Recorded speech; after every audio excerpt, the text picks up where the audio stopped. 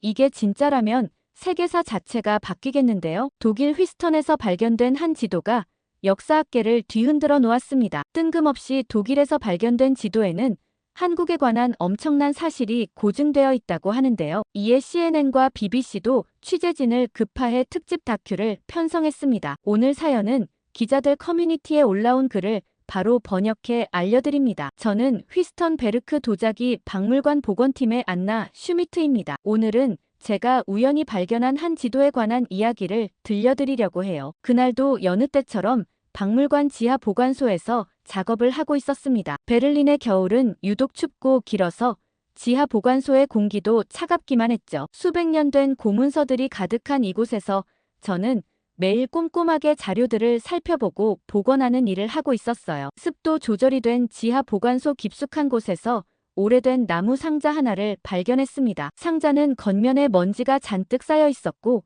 오랫동안 아무도 열어보지 않은 듯 했죠. 상자를 조심스럽게 열어보니 그 안에는 낡고 바스라질 것 같은 양피지가 접혀 있었어요. 보존 처리실로 옮겨와 조심스럽게 펼쳐보니 그것은 1740년에 제작된 아시아 무역 항로도였습니다. 지도는 시간의 흔적으로 누렇게 변색되어 있었지만 놀라울 정도로 정교했어요. 당시 유럽인들의 동아시아 항해 기록이 상세하게 담겨 있었죠. 특수 조명 아래에서 지도를 자세히 살펴보던 중 특이한 점을 발견했습니다. 한반도 주변 해역에 라틴어 글씨가 선명했어요. 이는 한국해를 의미하는 표현이었죠. 순간 온몸에 전율이 흘렀습니다. 18세기 유럽의 지도에서 이런 표기를 발견하는 것은 정말 특별한 일이었어요. 더욱 놀라운 것은 지도 여백에 적힌 작은 메모들이었습니다. 독일 상인이 기록한 것으로 보이는 메모에는 조선의 뛰어난 항해술과 해류 관측 기술에 대한 찬사가 가득했어요. 특히 조선 수로학자들의 정확한 해류 예측에 대해 극찬하는 내용이 있었죠. 저는 곧바로 박물관장님께 보고를 했습니다. 수백 년 전 독일 상인과 조선의 교류를 보여주는 이런 귀중한 사료는 찾기 힘든 것이었죠. 박물관장님은 즉시 전문가 자문단을 알아보고 추천하겠다고 하셨죠. 지도를 더 자세히 조사하면서 저는 놀라운 사실들을 하나둘 발견하게 됐습니다. 지도 뒷면에는 프로이센 왕실의 공식 인장이 찍혀 있었고 이는 지도의 공신력을 입증하는 결정적인 증거가 되었죠. 밤늦도록 작업실에서 지도를 연구하다 보면 마치 250년 전 그 시대로 돌아간 것만 같은 기분이 들었어요. 촛불 아래에서 항로를 기록하던 독일 상인의 모습, 당시 조선의 뛰어난 항해술에 감탄했을 그의 마음이 고스란히 전해져 오는 것 같았습니다. 이제 이 지도는 특수 보관실로 옮겨 철저하게 관리해야 되겠다고 생각했어요. 정말 생각지도 않았는데 우연한 발견이 역사를 새롭게 써내려가는 계기가 된다는 걸 이번 일을 통해 다시 한번 깨닫게 됐죠. 오래된 나무 상자 속에서 발견된 한 장의 지도가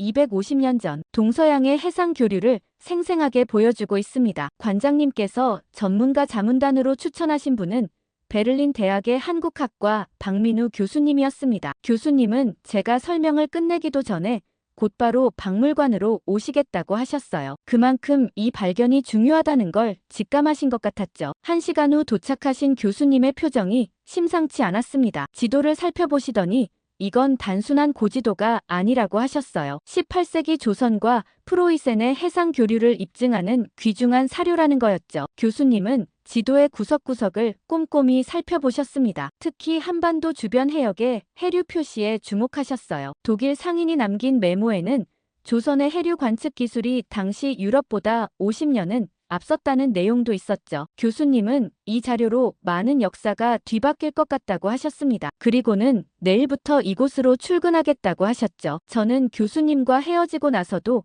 한동안 지도에 매달렸어요. 밤늦게까지 지도를 연구하던 중 갑자기 박물관 보안팀으로부터 연락이 왔습니다. CCTV에 수상한 동양인이 찍혔다는 거였어요. 한밤중에 박물관 주변을 서성이는 모습이 수상하다고 했죠. 영상을 확인해보니 검은 정장 차림의 남성이 보관실 주변을 맴돌고 있었습니다. 멀리서 찍힌 탓에 자세히 보이지는 않았지만 분명 동양인의 모습이었어요. 그는 마치 뭔가를 찾는 듯한 모습이었죠. 더욱 이상한 건 그가 보관실의 보안 시스템을 살피는 듯한 모습이었다는 점입니다. 창문의 잠금 장치를 유심히 보고 있었고 비상구의 위치도 확인하는 것 같았어요. 마치 전문가처럼 체계적으로 건물의 취약점을 파악하는 것처럼 보였죠. 저는 혹시 모를 상황에 대비해 지도의 보안을 더욱 강화하기로 했어요. 그날 밤 이후로 박물관의 보안은 한층 강화됐습니다. 특수 보관실의 출입 기록을 더욱 철저히 관리하고 CCTV 감시도 24시간 이뤄지게 됐죠. 그런데 도대체 수상한 남성의 정체가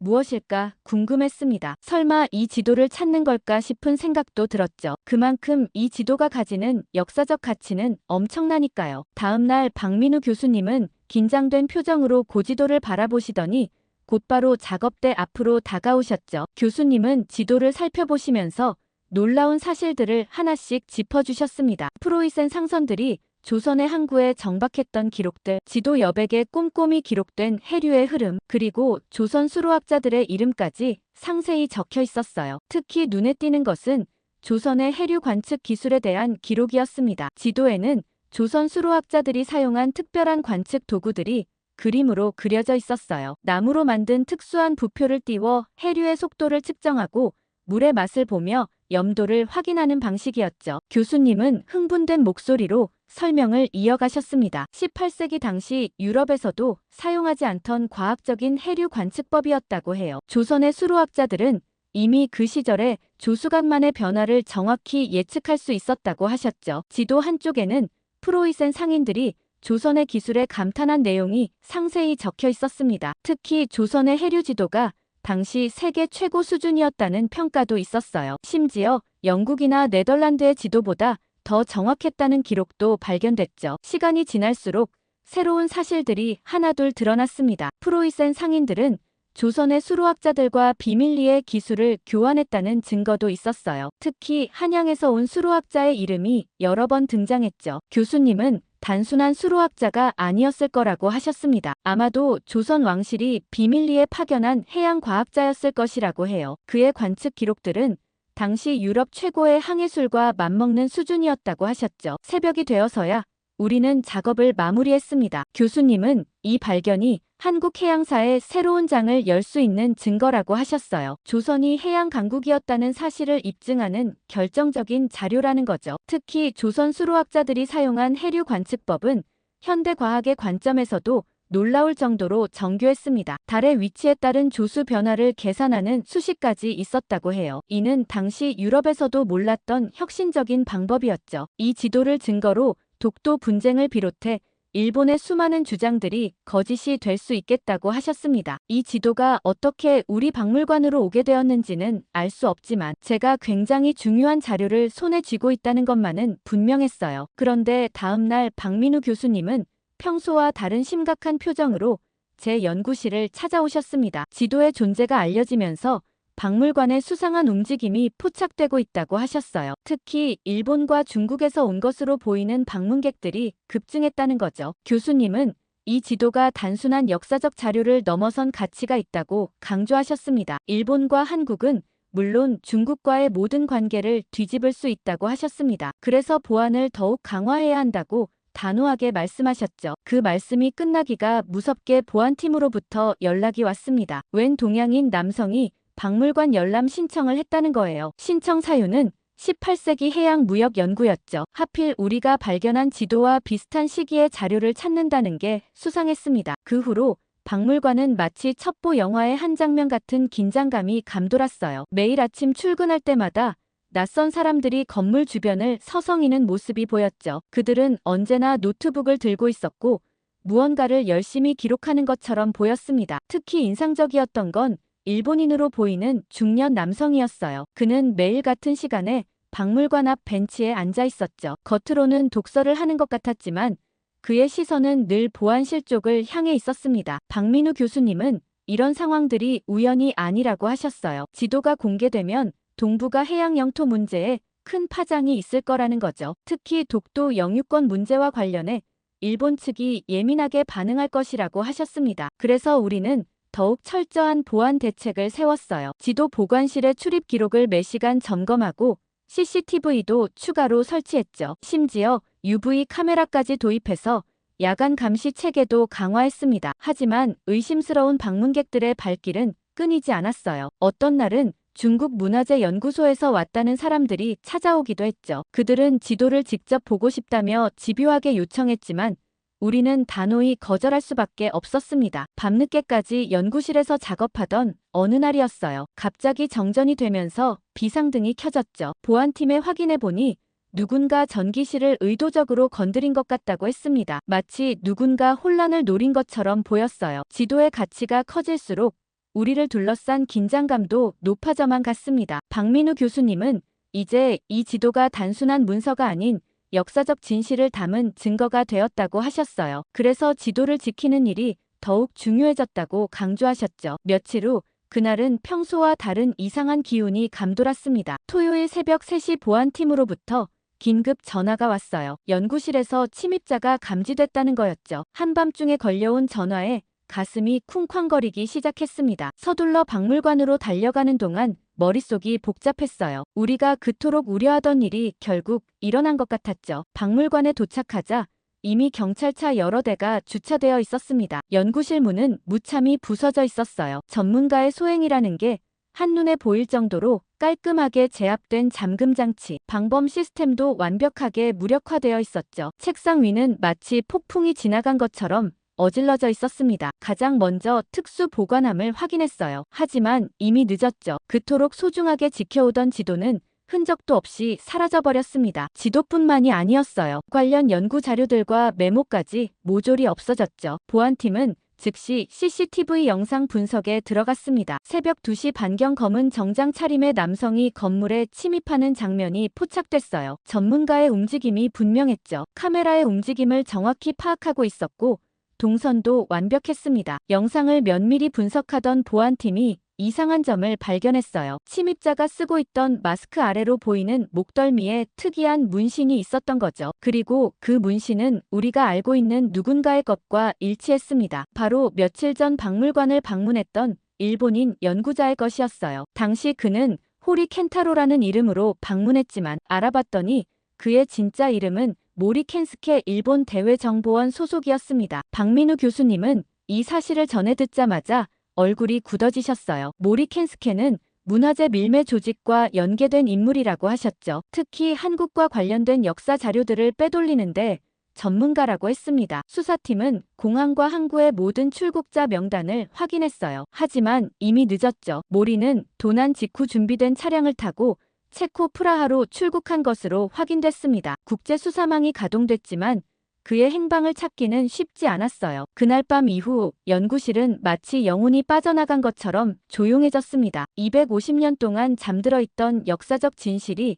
우리 눈앞에서 사라져버린 거예요. 박민우 교수님은 그래도 희망적인 말씀을 해주셨어요. 지도를 도난당했지만 우리가 이미 확보한 증거들이 있다고 하셨죠. 게다가 이런 노골적인 도난 시도야말로 지도의 진정성을 역설적으로 증명하는 것이라고 하셨습니다. 도난 사건 발생 직후 박물관장님은 긴급 회의를 소집했습니다. 회의실의 공기는 무거웠고 모두의 표정이 어두웠어요. 지도의 도난이 알려지면 박물관의 보안 문제가 대두될 것이고 국제적 신뢰도에도 타격이 있을 거라는 우려였죠. 박민우 교수님은 이 사건이 단순 도난이 아니라고 하셨습니다. 국가 차원의 조직적인 개입이 의심된다며 인터폴의 수사를 요청해야 한다고 강력히 주장하셨어요. 박물관장님도 동의하셨죠. 그날 오후 인터폴 독일 사무소에서 수사관들이 도착했습니다. 전문 수사관들은 연구실의 모든 흔적을 꼼꼼히 조사했어요. CCTV 영상도 다시 한번 정밀 분석에 들어갔죠. 수사관들이 특히 주목한 것은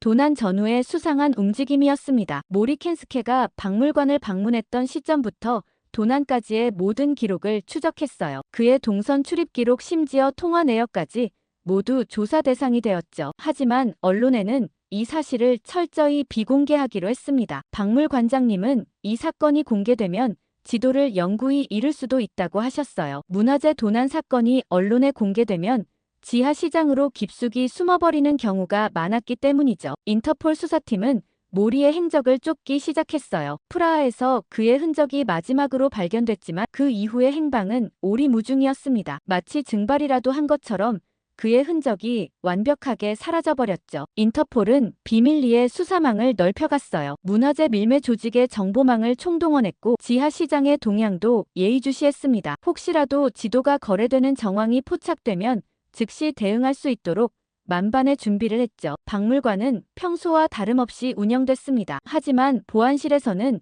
24시간 긴장감이 감돌았어요. 혹시라도 다른 문화재를 노리고 있을지 모를 범인들의 움직임을 예의주시했죠. 박민우 교수님은 매일같이 수사 상황을 확인하셨어요. 교수님은 지도가 반드시 나타날 거라고 하셨죠. 범인들이 이 지도의 가치를 알기에 결국 거래를 시도할 것이라고 예측하셨습니다. 도난 사건 발생 일주일 후 베를린 공항에 한 남자가 도착했습니다. 인터폴 파견 강우진 경감이었어요. 그는 문화재 도난 사건을 전문적으로 다루는 수사관이었고 특히 아시아권 문화재 도난 사건에서 높은 검거율을 자랑했죠. 강 경감은 공항에서 바로 박물관으로 왔습니다. 그가 처음 한 일은 베를린 경찰의 리사 밀러 수사관을 만나는 것이었어요. 밀러 수사관은 베를린에서 문화재 범죄를 담당하는 베테랑이었죠. 두 사람은 즉시 수사팀을 꾸렸습니다. 강 경감은 동양 문화재 전문가답게 지도의 가치를 정확히 파악했고 밀러 수사관은 유럽 암시장의 정보망을 총동원했어요. 마치 퍼즐을 맞추듯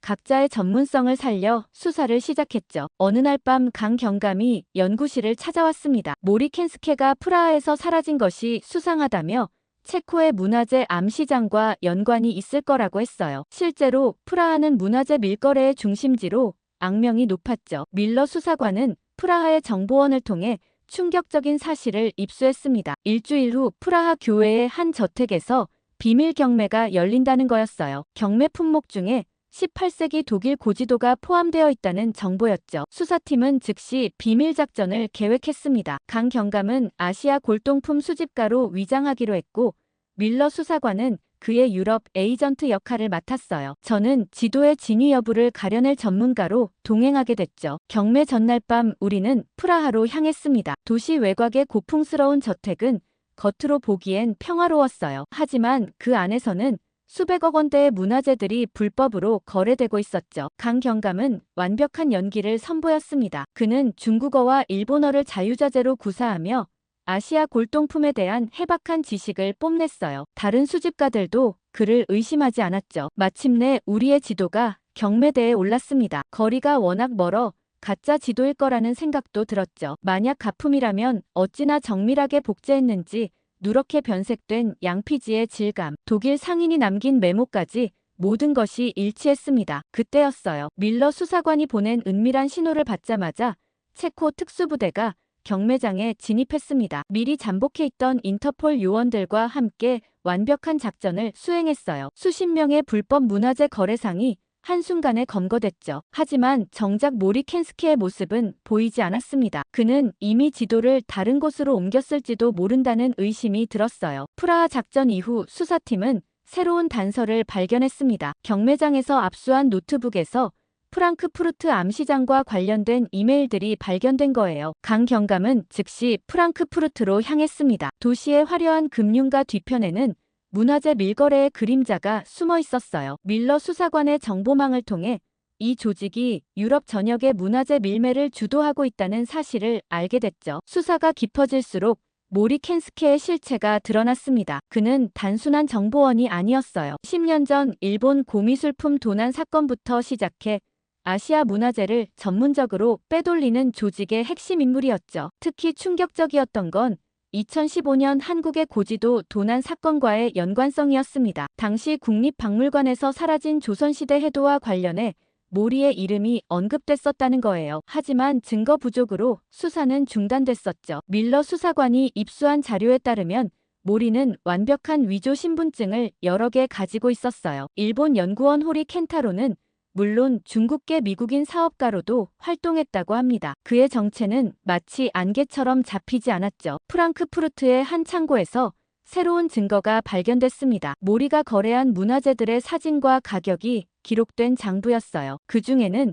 우리의 지도와 비슷한 시기에 제작된 프로이센 해군 문서들도 있었습니다. 강 경감은 이 장부를 보고 직감적으로 느낀 게 있다고 했어요. 모리의 조직이 단순히 돈을 위해 문화재를 노리는 게 아니라 특정한 목적을 가지고 움직인다는 거였죠. 특히 동아시아의 해양 관련 자료들만 집중적으로 노렸다는 점이 수상했습니다. 수사팀은 모리의 과거 행적을 더 파고들었어요. 그는 일본 대학에서 역사학을 전공했고 해군 정보장교 출신이었습니다. 문화재 도난은 그의 본업이 아닌 특수 임무였던 거죠. 그런데 프랑크푸르트 암시장 조직원 신문 과정에서 더 놀라운 사실이 밝혀졌어요. 모리는 항상 거래 직전에 사라졌고 물건은 제3자를 통해 인계됐다고 합니다. 마치 유령처럼 흔적을 남기지 않았죠. 하지만 결정적인 제보가 들어왔습니다. 슈프레강 인근의 한 폐창고에서 거래가 이루어질 거라는 정보였어요. 강우진 경감은 즉시 특수팀을 소집했고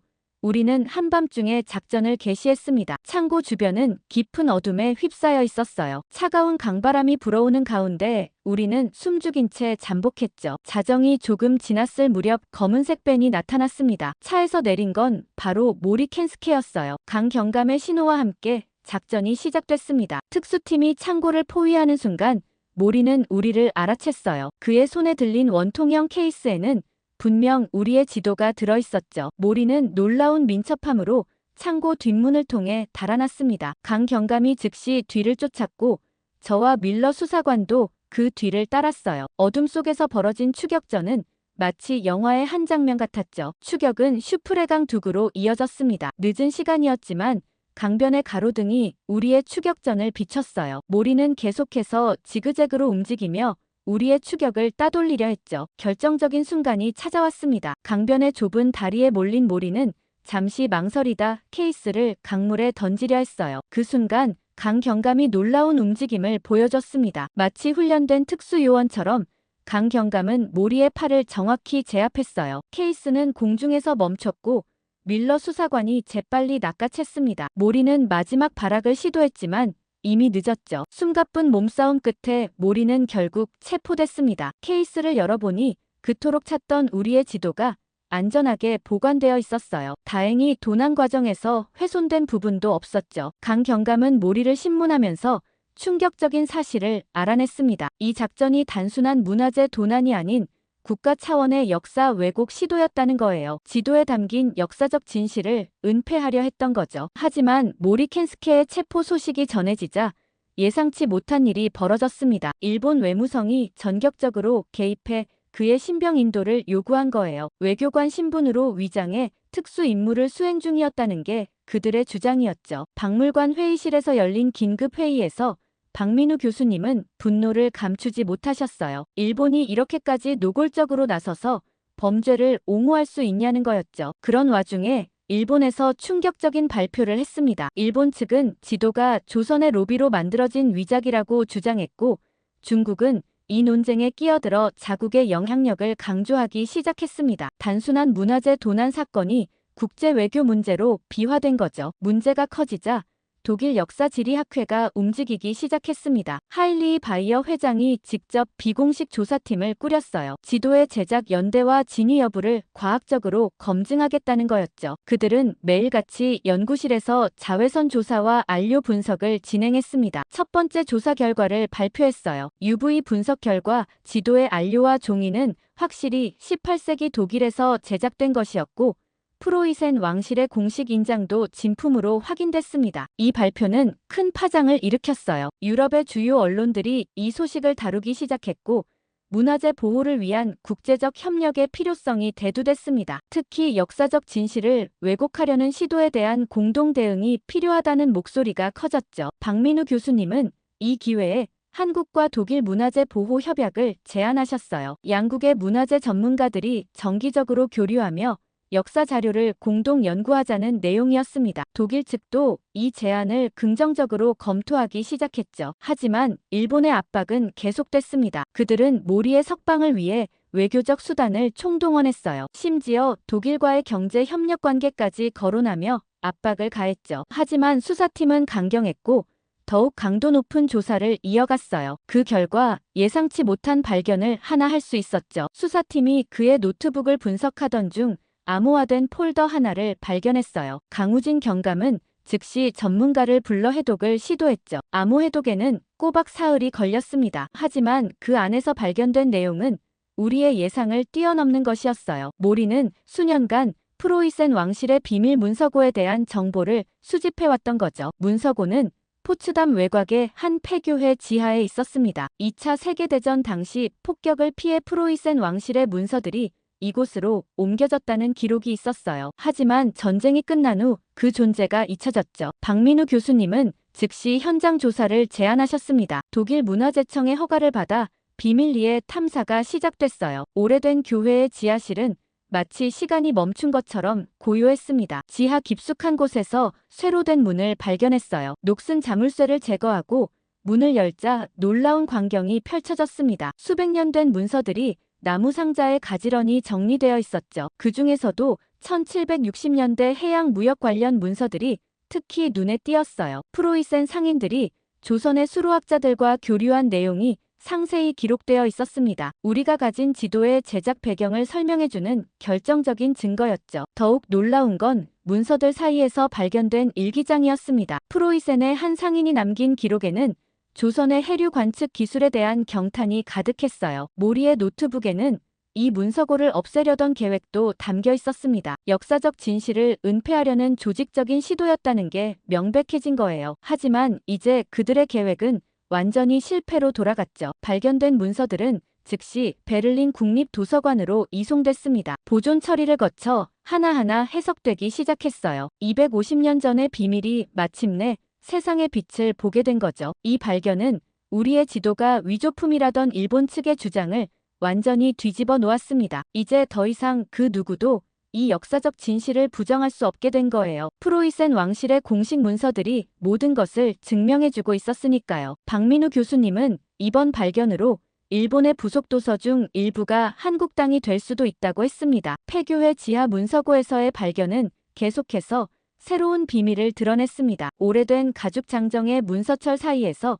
1760년 조선 사신단의 프로이센 방문 기록이 발견된 거예요. 공식 역사에는 전혀 기록되지 않았던 놀라운 사실이었죠. 기록에 따르면 조선의 수로학자들이 비밀리에 프로이센을 방문했던 것으로 밝혀졌습니다. 그들은 외교 사절단으로 위장해 해류 관측 기술을 교환했어요. 특히 이 향례를 필두로 한 조선의 수로학자들은 프로이센 학자들과 수개월간 연구를 진행했다고 합니다. 더욱 귀중한 발견은 지도 제작자가 남긴 항해일지였어요. 프리드리히라는 상선 선장의 기록이었는데 조선의 해류 관측 기술에 대한 상세한 설명이 담겨 있었죠. 그는 조선 수로학자들의 해류 예측이 놀라울 정도로 정확했다고 기록했습니다. 프리드리히의 일지는 마치 소설처럼 흥미진진했어요. 조선 수로학자들이 키가 작고 왜소해서 무시했는데 정말 지혜롭다고 얘기했죠. 그들은 엄청난 손기술과 영특한 두뇌를 가졌다고 기록되어 있었습니다. 한쪽에서는 프로이센 왕립과학원의 보고서도 발견됐습니다. 학자들은 조선의 해류 관측 기술이 유럽보다 최소 50년은 앞서 있다고 평가했어요. 특히 한반도 주변 해류의 흐름을 정확히 예측하는 기술은 경이롭다고 극찬했죠. 보고서에는 조선의 해류 지도가 첨부되어 있었습니다. 정교한 필체로 그려진 해류의 흐름, 자연현상을 과학적으로 관찰하는 뛰어난 안목이 돋보였어요. 프로이센 학자들은 이 지도를 보고 자신들의 항해 기술을 전면 수정했다고 합니다. 특히 눈에 띄는 건 조선 수로학자들의 관측 도구에 대한 상세한 스케치였습니다. 당시 유럽 학자들이 조선 사람에게 배우고 싶어서 시키는 건 무엇이든 했다는 기록도 남아 있었습니다. 한국어를 스스로 배우겠다고 자처하거나 한국에 따라가고 싶어하는 사람들도 생겼다고 했죠. 이 모든 기록들은 18세기 조선의 과학기술이 세계적 수준이었음을 입증하고 있었어요. 유럽의 해양 강국들도 인정한 조선의 해류 관측 기술, 그것은 분명 우리가 몰랐던 자랑스러운 역사였죠. 박민우 교수님은 이 발견으로 동북아 판세가 바뀌고 일본의 위상이 크게 떨어질 거라셨어요. 잊혀졌던 역사적 진실이 250년 만에 다시 세상의 빛을 보게 된 거죠. 이제 우리는 이 귀중한 자료들을 세상에 알려야겠다고 생각했습니다. 모든 문서는 디지털화 작업을 거쳐 보존을 하고 있었고, 작업이 끝나면 특별 전시회를 통해 일반에 공개하려고 했죠. 우선 가장 빠른 학회에 이 사건을 알리기로 했습니다. 발표 당일 베를린의 훔볼트 대학 강당은 전 세계에서 모인 학자들로 가득 찼습니다. 국제학술회의 마지막 날 우리의 연구 결과 발표가 예정되어 있었어요. 박민우 교수님은 무대에 오르시기 전 긴장된 표정으로 발표 자료를 다시 한번 점검하셨죠. 예상대로 발표는 놀라운 반향을 불러일으켰습니다. 프로이센 문서고에서 발견된 새로운 증거들이 공개되자 강당은 술렁이기 시작했어요. 특히 조선 수로학자들의 뛰어난 해류 관측 기술에 대한 프로이센 학자들의 극찬은 모든 사람을 놀라게 했죠. 회의가 끝난 직후 유네스코 세계기록유산 신청에 대한 논의가 시작됐어요. 독일 측이 먼저 제안했고 유럽의 여러 학자들이 지지 의사를 표명했습니다. 18세기 동서양 해양 문화 교류의 증거로서 그 가치를 인정받게 된 거죠. 바로 다음 주에는 CNN과 BBC의 인터뷰도 예정되어 있습니다. 앞으로 달라질 한국의 위상이 더욱 기대되네요. 오늘 사연 어떻게 들으셨나요? 이번 사연에 대한 생각을 댓글로 많이 남겨주시고 좋아요와 구독 꾹 눌러주세요. 감동 필름이었습니다.